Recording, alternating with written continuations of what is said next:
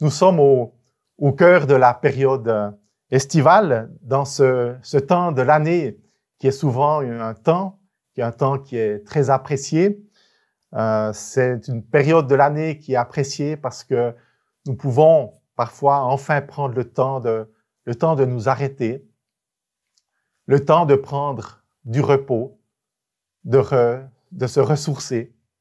C'est un temps qui est nécessaire et on a besoin souvent, après une période qui est souvent chargée, une année qui est parfois extrêmement dense, de pouvoir prendre le temps de se ressourcer, de nous reposer. La période estivale est aussi une belle période pour celles et ceux qui ont aussi peut-être un jardin potager, pour celles et ceux qui ont un verger avec des arbres fruitiers.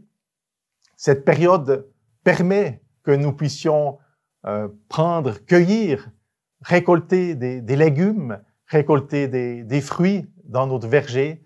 C'est une période qui est aussi intéressante, qui est dense et qui regorge de fruits et de légumes.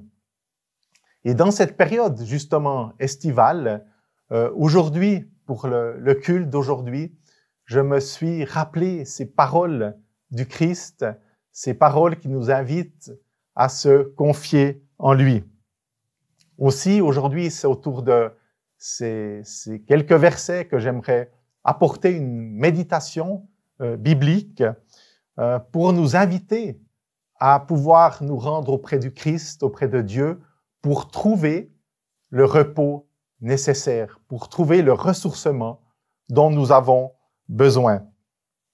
En regardant tout autour de nous, en regardant la magnifique nature éveillée qu'il y a autour de nous, on peut se rendre compte de cette magnifique nature avec notamment les oiseaux qui sont là, les oiseaux qui viennent picorer, les oiseaux qui viennent se nourrir par-ci, par-là. Et c'est une belle image que Jésus a utilisée pour nous enseigner à avoir confiance en Dieu, de ce qu'il est celui qui pourvoit à nos besoins.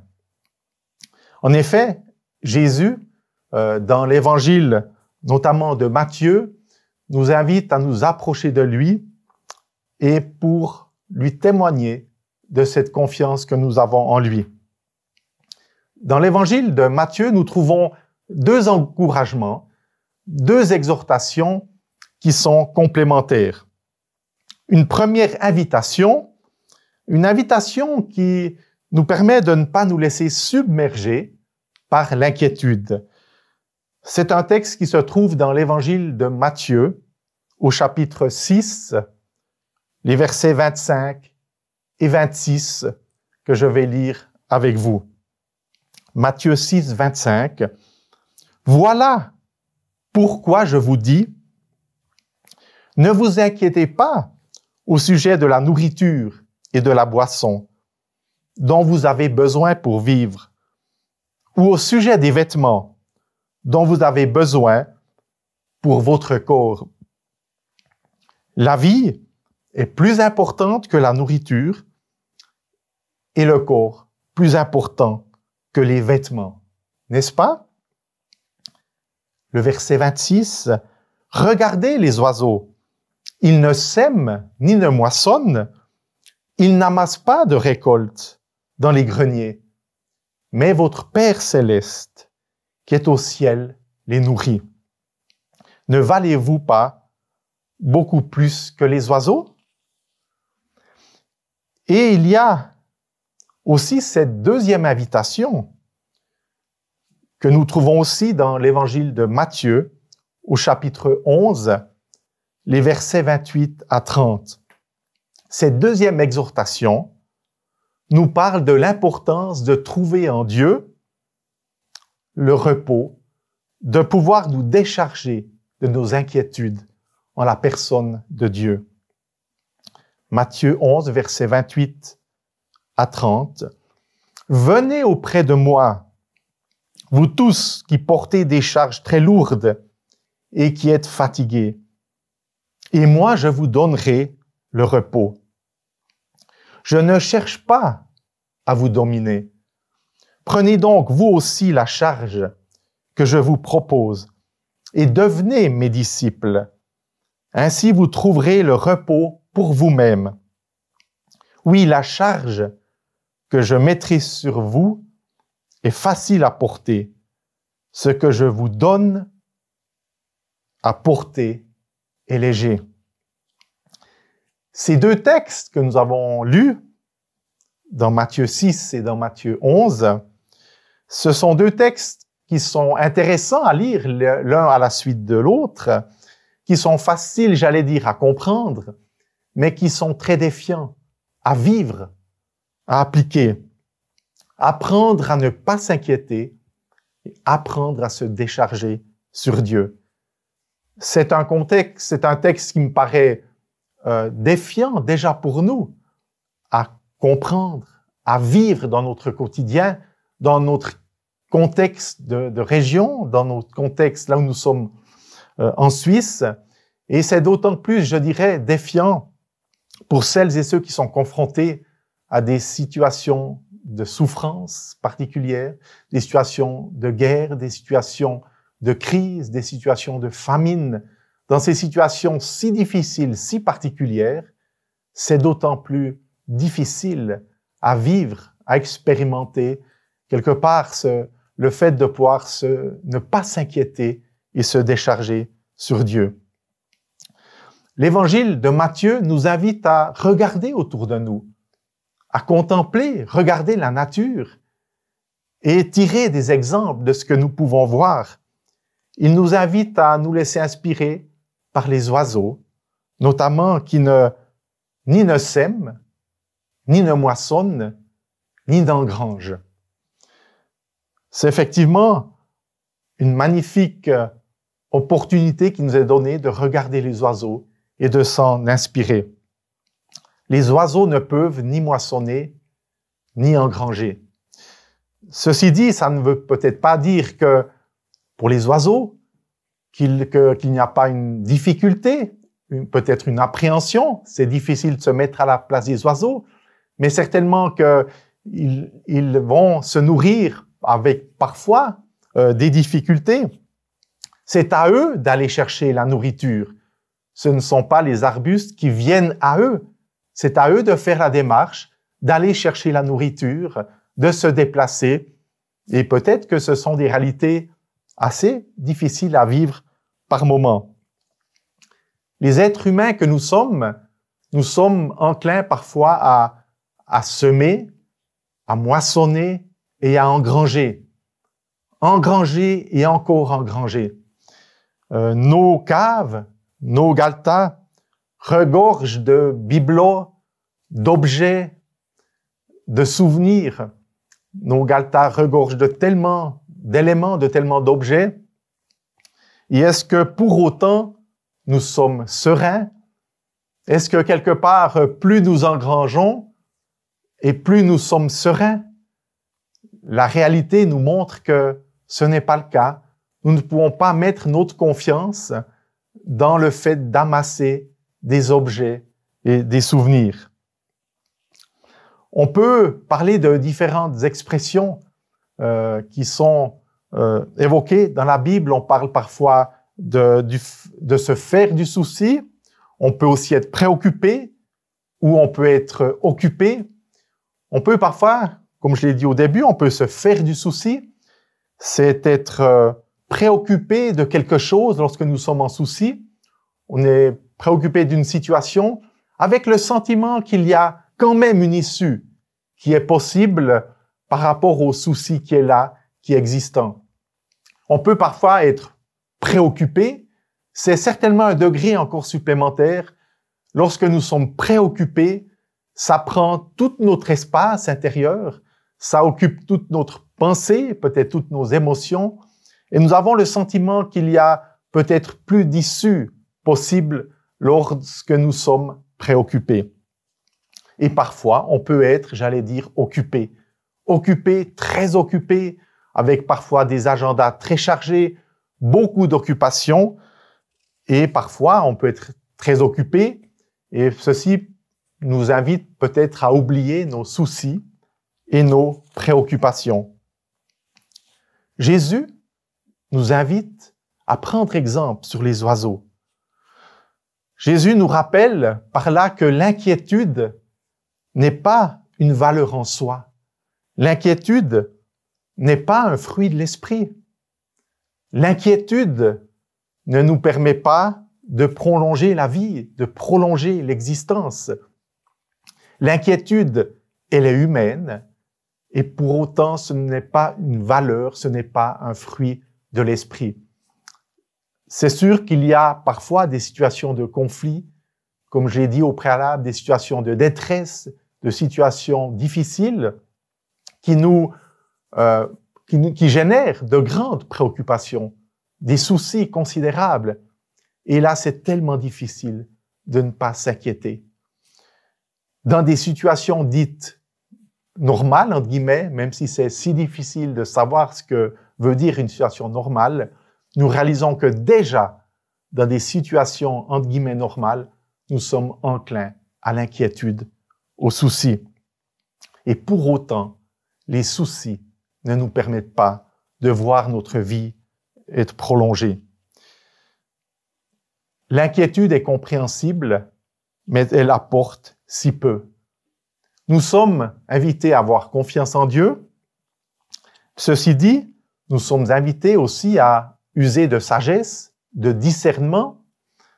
Par exemple, dans l'évangile de Luc, il nous est rappelé que lequel d'entre vous, s'il veut bâtir une tour, ne s'assied d'abord pour calculer la dépense et voir s'il a de quoi la terminer. Ne pas s'inquiéter ne signifie pas être négligent ou insouciant. Ne pas s'inquiéter est normal et nous sommes invités à pouvoir trouver en Dieu celui qui nous encourage, celui qui nous fortifie. Dans cette deuxième exhortation, dans l'évangile de Matthieu, au chapitre 11, il y a effectivement cette invitation à ne pas sombrer dans l'inquiétude, mais à nous rendre auprès de Dieu pour nous décharger. Jésus évoque effectivement l'exemple des oiseaux et l'exemple du lys des champs. Qu'est-ce qu'il veut nous dire par là? Bien, nous rappeler certainement que nous sommes fragiles, nous sommes vulnérables. Pour nous interpeller, Jésus choisit deux exemples, les oiseaux et les lys des champs. L'oiseau est magnifique, il a cette capacité de voler, cet espace de liberté qui lui est donné. Pour autant, l'oiseau est vulnérable, il a de nombreux prédateurs, il n'a pas de carapace pour se protéger, il vole, mais il est fragile. Le lys des champs est une fleur magnifique et pourtant, elle est fragile. Pourtant, comme le dit Jésus, au lendemain, elle peut faner, elle peut sécher. Jésus parle de la providence, qu'il est celui qui prend soin. Ceci dit, c'est pas parce qu'il y a cette providence qui est là que ça signifie, que ça sous-entend qu'il y a une absence de fragilité chez nous. Jésus donne effectivement l'exemple des oiseaux, des lys des champs. Jésus pourvoit aux besoins des oiseaux et des lys, pourtant, ils sont fragiles et vulnérables. Et Jésus, par là, veut aussi nous rappeler que nous sommes ces créatures qui nous a créés à son image, et pourtant nous sommes dans cette vulnérabilité, cette fragilité, parce que nous sommes sujets aux soucis, à l'inquiétude. Nous ne sommes pas des surhumains, nous sommes des êtres humains qui nous faisons du souci et parfois rongés par l'inquiétude. D'ailleurs, nous ne pouvons tenir plusieurs jours, peut-être juste quelques jours, sans boire, quelques semaines sans manger. Nous ne pouvons pas tenir des jours et des jours dans des situations, dans des températures extrêmes. Nous sommes fragiles, nous sommes vulnérables, de par aussi notre constitution. Et effectivement, Jésus l'a rappelé dans cette prière qu'il nous a rappelé, enseigné, « Donne-nous notre pain quotidien ». C'est notre prière, ça signifie bien que tous les jours, nous avons cette nécessité, ce besoin et surtout ce privilège de pouvoir nous adresser à Dieu. Donne-nous notre pain quotidien. Non pas le pain pour les jours, les semaines, les années à venir, mais donne-nous notre pain quotidien. Et demain, je suis invité, j'ai ce privilège à nouveau de pouvoir me tenir devant Dieu et de lui demander qu'il me donne à nouveau ce pain quotidien, ce pain qui nourrit, ce pain qui rassasie. Et justement, puisque nous sommes vulnérables, nous avons ce besoin d'avoir un lieu pour nous réfugier, un lieu où nous pouvons nous sentir soutenus, encouragés, fortifiés. Et c'est pour ça que je trouvais intéressant de lire ces deux versets, quelque part les uns à la suite des autres, ces deux textes, dans Matthieu 6 et Matthieu 11. Ne vous inquiétez pas. Et ensuite, venez à moi, vous toutes, vous tous, qui êtes chargés. Et c'est édifiant, effectivement, de nous rappeler dans Matthieu 11, le verset 28, ce texte qui nous rappelle « Venez auprès de moi, vous tous qui portez des charges très lourdes et qui êtes fatigués. » Comme vous pouvez le voir, le constater dans cette parole de Jésus, la charge nous concerne toutes et tous. Jésus ne dit pas « S'il y en a un ou deux qui sont chargés, venez auprès de moi », mais il dira « Vous toutes, vous tous qui êtes chargés, venez auprès de moi ». La charge nous concerne tous. Le fait de se charger, le fait d'être inquiet concerne chaque être humain. Et puis, le deuxième élément que nous pouvons aussi mentionner, c'est que Jésus ne sanctionne pas celui qui est chargé. Venez auprès de moi, vous tous qui portez des charges très lourdes et qui êtes fatigués. Jésus n'adresse pas de reproche à celui ou celle qui est chargé et qui est fatigué. Jésus n'adresse pas de reproche en disant « Mais pourquoi vous inquiétez-vous? Je vous avais invité à ne pas vous inquiéter. » Il y a cette invitation, non pas une sanction, non pas un reproche, mais une invitation. Venez auprès de moi, vous tous qui êtes chargés. Il y a, effectivement, on voit dans la parole de Dieu plusieurs exhortations, invitations à venir auprès de Dieu, venir à lui. Venez à moi, vous qui êtes chargés. Il y a aussi, je pensais aussi à ce texte dans Jean 7, où Jésus dira « Venez à moi, vous qui avez soif, et buvez ». Cette invitation « Venez à moi, vous qui êtes chargés, venez à moi, vous qui avez soif, venez boire ». Il y a effectivement, quelque part, cette exhortation à reconnaître que dans cette fragilité, nous sommes fragiles par notre capacité à nous inquiéter, et aussi la soif est constitutive de notre nature. Nous sommes constitués à peu près de 2 tiers d'eau. L'être humain, sans boire, tient à peine quelques jours. Donc, le fait de boire, le fait de se désaltérer est quelque chose de vital, de fondamental pour l'être humain qui a besoin de boire jour après jour pour se désaltérer. La soif est une nécessité, est une réalité, ce besoin de se désaltérer, comme aussi le fait de se décharger. Et je trouve intéressant que Jésus prenne ces deux exemples. Venez à moi, vous tous qui êtes chargés, et venez à moi, vous qui avez soif. Venez vous désaltérer auprès de moi. Donc, c'est une démarche que nous sommes invités à vivre et à faire de manière, je dirais, permanente, de manière régulière. Venir à Jésus pour se désaltérer. Et il y a effectivement peut-être ces deux notions-là, venez après moi et venez à moi. Dans la Bible, venez après moi est une dimension qui est aussi importante. On peut se souvenir des disciples, des tout premiers disciples qui ont été appelés par Jésus Pierre, André, Jacques, Jean et d'autres disciples, où Jésus les invitait à venir après lui. Il s'est adressé à Pierre notamment, qui exerçait son activité professionnelle, et Jésus l'a invité, mais viens, suis-moi, sois mon disciple. Et Pierre de laisser tomber ses filets, sa barque pour suivre Jésus-Christ. Venez après moi, venez me suivre pour le ministère que je vais vous confier. Et c'est intéressant de voir que quelque part toute la vie de Pierre, de l'apôtre Pierre, il y a ces toutes paroles, ces toutes premières paroles de Jésus prononcées à l'égard de Pierre dans Marc 1,17, « Toi, suis-moi », cette invitation à le suivre.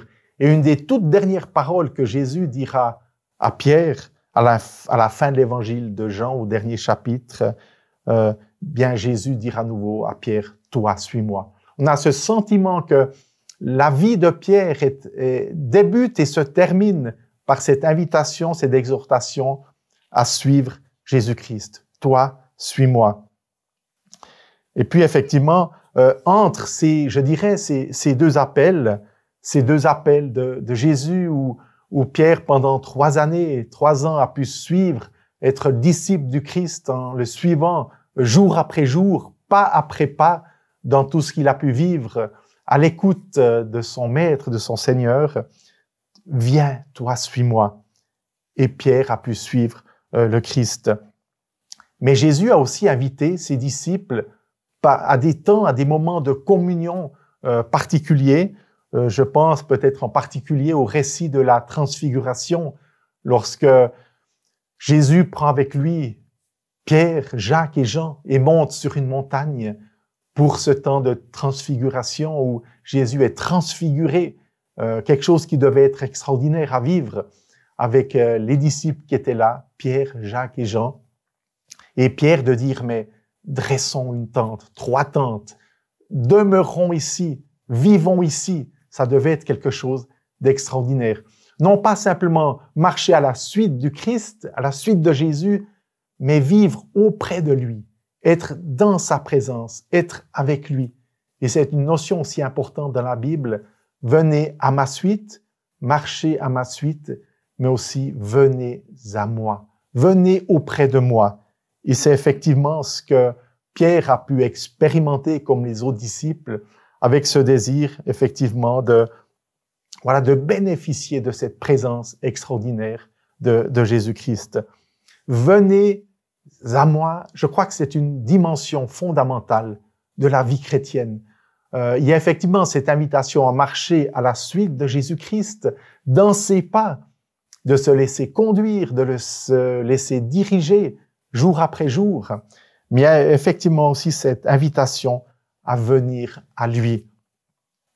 On pourrait prendre l'illustration d'un guide de montagne. On pourrait prendre cette illustration, comme un exemple.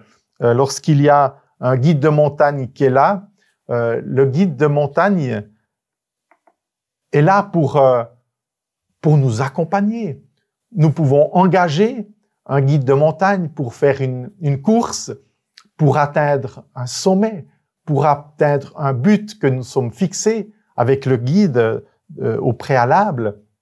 Et le guide sera là pour nous conduire, pour vous conduire sur le sommet qui a été convenu. Le guide est là, il connaît très bien le terrain sur lequel il se trouve, là où nous irons ensemble pour atteindre le sommet. C'est un spécialiste du lieu, c'est quelqu'un qui connaît les dangers, qui connaît les obstacles, qui sait comment éviter certains dangers, certains obstacles. Et quelque part, nous sommes invités à suivre un guide lorsque nous voulons faire un sommet. Mais le guide ne nous connaît pas d'une manière particulière. Il connaît le sommet, il connaît le terrain, mais nous-mêmes, il ne nous connaît pas d'une façon particulière. Lorsque nous faisons peut-être des sommets plus difficiles, plus particuliers, il a besoin de nous connaître un peu plus, mais un guide de montagne est pas là pour nous connaître d'une façon approfondie, il est là pour nous emmener vers un but qui a été défini. Jésus nous invite à non seulement marcher à sa suite, mais à aller vers lui. Parce que Jésus-Christ nous connaît, il connaît nos cœurs, il connaît nos joies, il connaît nos défaillances, il connaît nos ressources, il connaît aussi nos échecs. Jésus-Christ nous invite à nous rendre vers lui. Non pas simplement à sa suite, mais à nous rendre auprès de lui pour être encouragés, pour être restaurés. Jésus nous invite à porter son fardeau qui est doux et léger. Alors, on peut se demander, mais est-ce que Jésus veut alléger notre charge, alléger notre fardeau? Lorsqu'on pense peut-être au commandement de la Torah, les Juifs parlent en général de 613 commandements qu'il y avait à respecter, à suivre. Donc, c'est un nombre considérable de commandements à devoir honorer. Et on a demandé à Jésus, mais quel est le commandement? Quels sont les commandements les plus grands? Dans Matthieu 22, les versets 26 à 40, Jésus-Christ résumera la loi, résumera ces commandements par ces deux commandements principaux. Jésus dira, « Tu aimeras le Seigneur ton Dieu de tout ton cœur, de toute ton âme et de toute ta pensée. » C'est là le commandement le plus grand et le plus important. Et il y en a un second qui lui est semblable, « Tu aimeras ton prochain comme toi-même. » Tout ce qu'enseignent la loi et les prophètes est contenu dans ces deux commandements. Quel est le plus grand commandement? Ont-ils demandé à Jésus. Et Jésus de résumer les commandements et la loi par ces deux commandements extraordinaires. Tu aimeras le Seigneur ton Dieu de tout ton cœur, de toute ton âme, de toute ta pensée, et ton prochain comme toi-même. Alors c'est vrai qu'on pourrait se dire, mais il y a beaucoup moins de commandements à respecter. Au lieu de 613, nous sommes invités à avoir plus que 2 commandements. C'est vrai que la réduction, elle est extrêmement importante. Passer de 613 à 2 commandements, ça fait, je crois, une réduction de 99,7%. C'est une réduction énorme, considérable. Et pourtant, la mission, cette vocation de disciple, ces 2 commandements que Jésus nous laisse, sont des commandements très défiants. Aimer le Seigneur notre Dieu de tout notre cœur, de toute notre pensée. Et puis aimer notre prochain comme nous-mêmes. Ça reste difficile, il n'y a que 2 commandements, mais c'est quelque chose de défiant à vivre, aimer notre prochain comme soi-même. Alors effectivement, Jésus veut surtout nous inviter à pouvoir trouver en lui celui qui nous restaure, celui qui nous encourage. Nous sommes enclins, comme j'ai dit, à vivre, à parfois cultiver nos soucis, nos préoccupations, en pensant peut-être à nos santé, en pensant à nos relations familiales, à nos défis professionnels. Il y a beaucoup de défis, beaucoup d'obstacles qui peuvent se présenter. Et la proposition de Jésus, c'est « Venez à moi » pour vous sentir porté, pour vous sentir encouragé. C'est un joug, quelque part, qui nous allège. Nous sommes invités à nous charger de la grâce de Dieu. C'est une charge qui allège. Je ne sais pas si c'est une expression française qui est très compréhensible, mais se charger d'un allègement, porter sur soi, se revêtir de quelque chose qui nous allège, qui nous donne une légèreté particulière. Et dans ce sens-là, ce texte que nous avons lu précédemment, Jésus dira « Je suis doux et humble de cœur. Je ne cherche pas à vous dominer. Je suis doux et humble de cœur. Je ne cherche pas à vous dominer. » L'attraction terrestre nous tire contre le bas. La domination est une charge qui nous écrase, qui nous oppresse. Je suis doux et humble de cœur. Jésus ne veut pas nous charger, nous dominer, nous écraser. Il veut nous charger de grâce, et d'amour et d'encouragement. Je suis doux et humble de cœur. C'est extraordinaire ce que Jésus nous révèle de sa personne, son identité. Je suis doux et humble de cœur. Jésus ne dit pas « je suis parfois doux et humble », parfois caractériel, parfois fou peut-être de différents autres sentiments.